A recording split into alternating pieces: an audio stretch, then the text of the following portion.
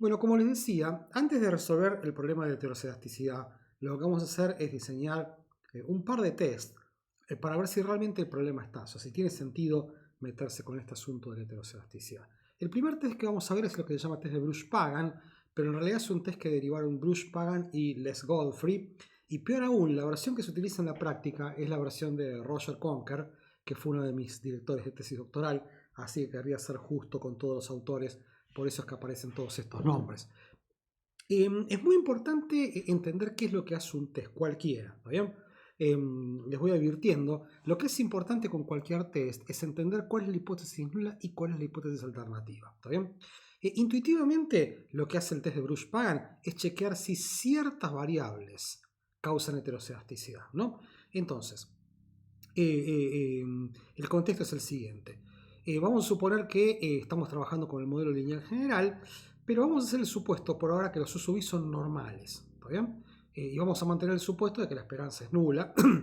Y fíjense, acá está lo nuevo está acá. Resulta que la varianza de USUV ahora tiene esta forma genérica, ¿está bien? Es h, que ya vamos a decir que es h, que es una función de estas variables todavía misteriosas que se llaman Z2, Z3 hasta ZP. ¿Está bien? H es cualquier función positiva, o sea, que arroja un resultado positivo y que se pueda diferenciar dos veces. ¿Está bien? Entonces, fíjense la siguiente cosa.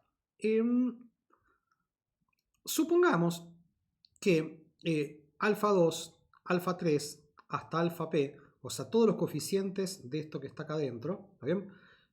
Son todos igual a 0 salvo el primero, ¿está bien?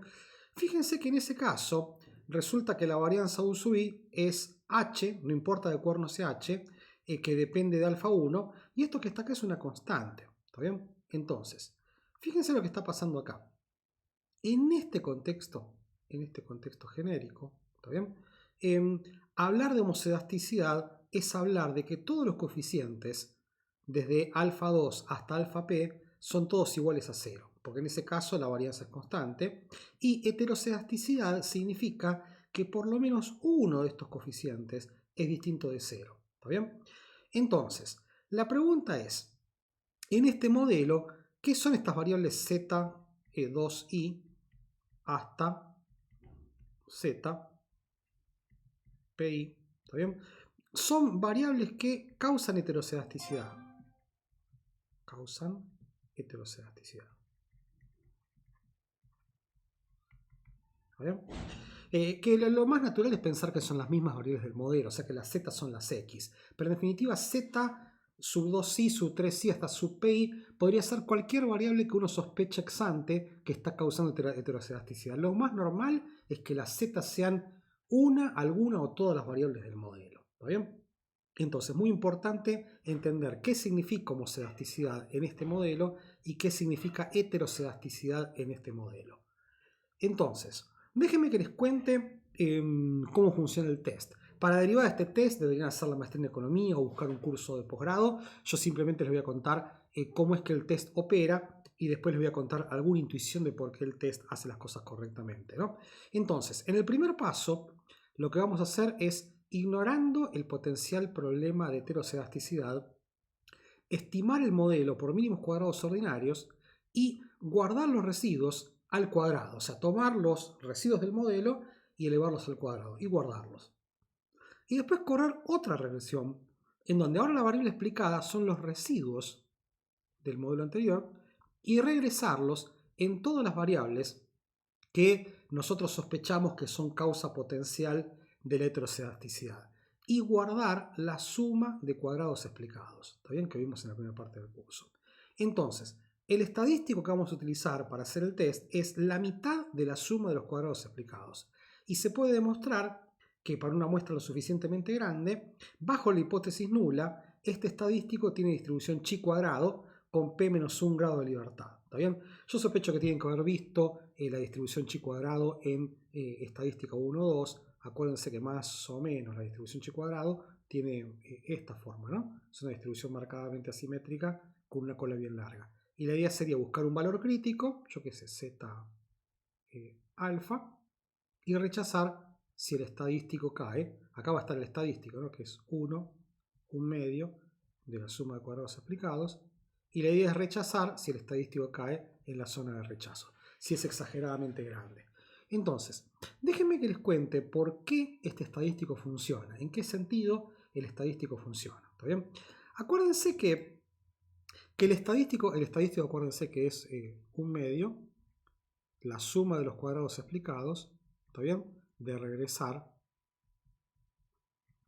los e sub i al cuadrado de la regresión original en estas variables, ¿está bien? Z2i.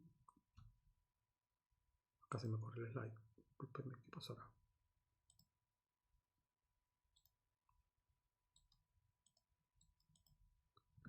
En las variables que yo creo que son las posibles causas de la heterocedasticidad. ¿Está bien? Entonces, fíjense en qué sentido un test funciona. Un test funciona si se comporta de una manera bajo la hipótesis nula y de una manera completamente distinta bajo la hipótesis alternativa. En este caso lo que estamos diciendo es que este estadístico que está acá, ¿está bien? Es cercano a 0, ¿está bien? Bajo homocedasticidad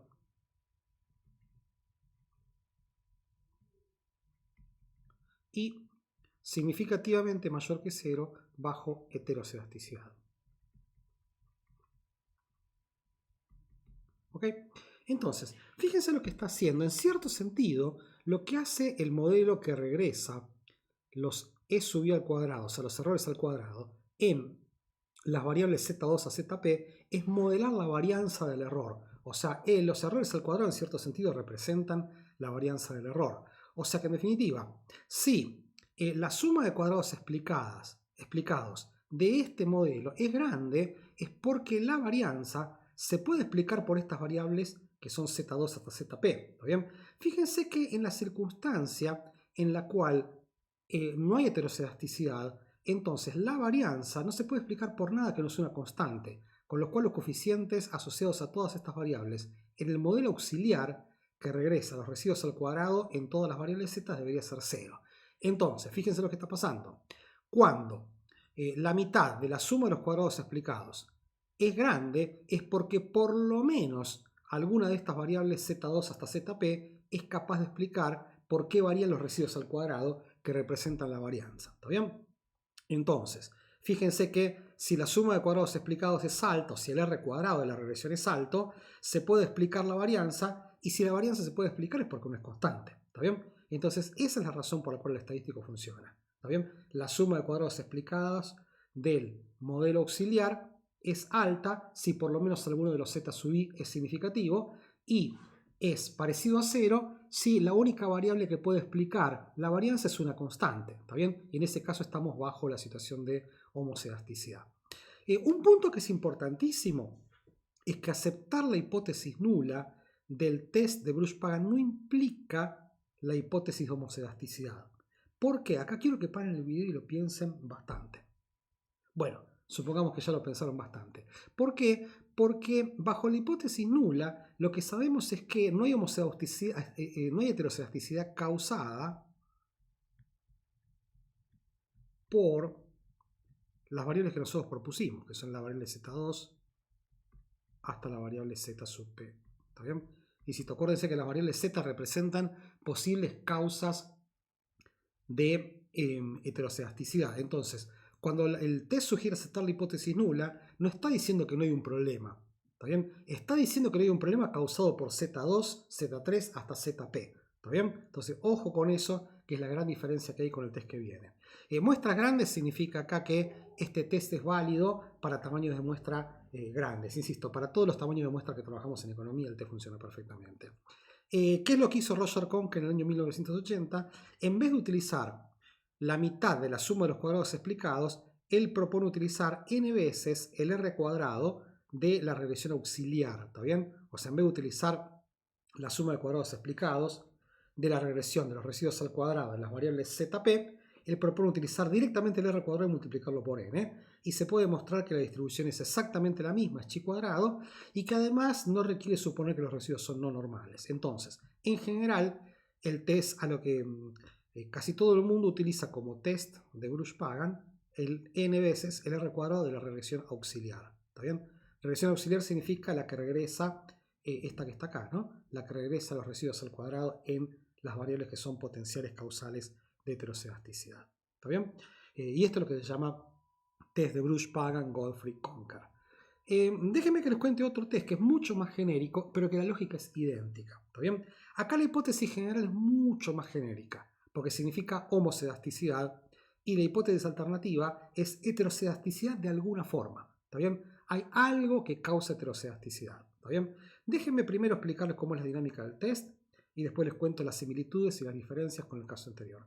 Para hacerlo más simple, déjenme pensar que hay tres variables explicativas, que es la constante, x2 y x3. Insisto, sin pérdida de generalidad, lo podríamos generalizar a cualquier cantidad de variables explicativas, no se hagan problema con eso. ¿Está bien? Les cuento los pasos para implementar el test, van a ver que son muy parecidos a los del test de Bruch-Pagan. El primer paso es idéntico, ¿está bien? Estimar por mínimos cuadrados ordinarios, guardar los residuos al cuadrado, ¿está bien?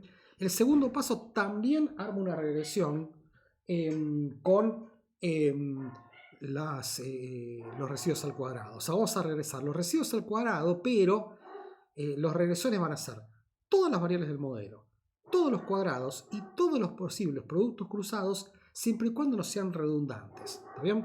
Déjenme que se los cuente con un ejemplo más fácil. En nuestro ejemplo vamos a regresar los residuos al cuadrado en una constante, todas las variables del modelo, todos los cuadrados, ¿está bien? Y el producto de x2 y x3. ¿Cuáles son los redundantes? Bueno, fíjense que x2 por 1 es x2, ¿está bien?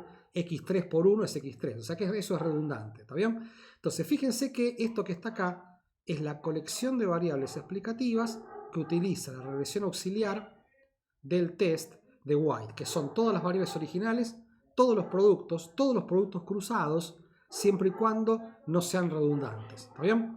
Entonces, lo que se puede mostrar es que bajo la hipótesis nula genérica de homocedasticidad, el estadístico n por r cuadrado, ¿está bien? El mismo que utilizaba el test de Bruch-Pagan en la forma de Rosser-Conker, tiene distribución chi cuadrado, p, en donde p es el número de variables explicativas del módulo auxiliar menos 1. O sea, acá son 1, 2, 3, 4, 5, 6, menos 1, 5. ¿Está bien? Y de vuelta, la idea es rechazar la hipótesis nula si n por r cuadrado es demasiado grande. ¿Está bien? Entonces, fíjense que es prácticamente lo mismo que el test de Bruch-Pagan, salvo este paso. ¿Está bien? Acá estamos utilizando un conjunto bastante raro de variables explicativas. ¿Está bien? Les cuento qué es lo que hace. ¿Está bien? La intuición es la misma que el test de Bruch-Pagan, Goldfried, Conker. Estamos intentando modelar la varianza y si nosotros logramos, entre comillas, modelar la varianza, de modo que n por r cuadrado del modelo auxiliar es lo suficientemente grande, es porque la varianza no era constante. Si la pudimos modelar es porque no era constante. ¿Cuál es la diferencia? Acá la hipótesis nula es mucho más general que el caso del test de Bruch-Pagan. ¿Por qué? Porque es directamente no heterocedasticidad. ¿Está bien? No heterocedasticidad. ¿Está bien? Lo que pasa es que acá el test es informativo si no rechaza. ¿Está bien?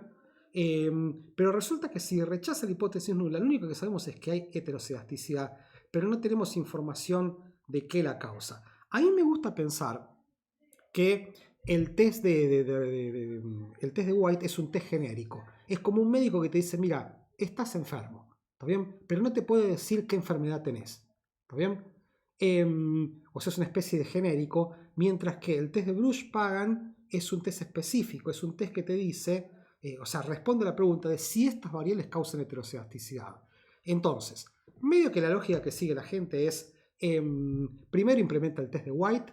Si acepta la hipótesis nula es porque el problema no existe, pero si el test de White rechaza la hipótesis nula, la idea es después implementar el test de Bruch-Pagan para ver cuáles son las variables que realmente están causando la heterocedasticidad. ¿Está bien? Vamos a ver que eso puede llegar a ser útil para cuando querramos resolver el problema. O sea, insisto, ver cuáles son las variables que están causando el problema. Así que en definitiva, hay miles de test de heterocedasticidad. Yo nomás quería preguntarles dos. Uno que es un test más específico, que es el test de Bruch-Pagan, Goldfried, Conker, que lo que permite es detectar las fuentes de heterocedasticidad, ¿está bien? Pero bajo la hipótesis nula no te puedes quedar tranquilo que el problema no exista. ¿Cuál es la ventaja del test de White que si acepta la hipótesis nula es porque el problema no existe, y si rechaza es porque el problema existe, pero el test de White no te dice exactamente cuál es la fuente del problema. Bueno, en definitiva, el paso que nos quede, que vamos a seguir en los próximos slides, es intentar ver que si dado que el problema de heteroscedasticity existe, ¿cómo podemos, entre comillas, resolverlo? Para eso nos vemos en los videos que vienen. Gracias.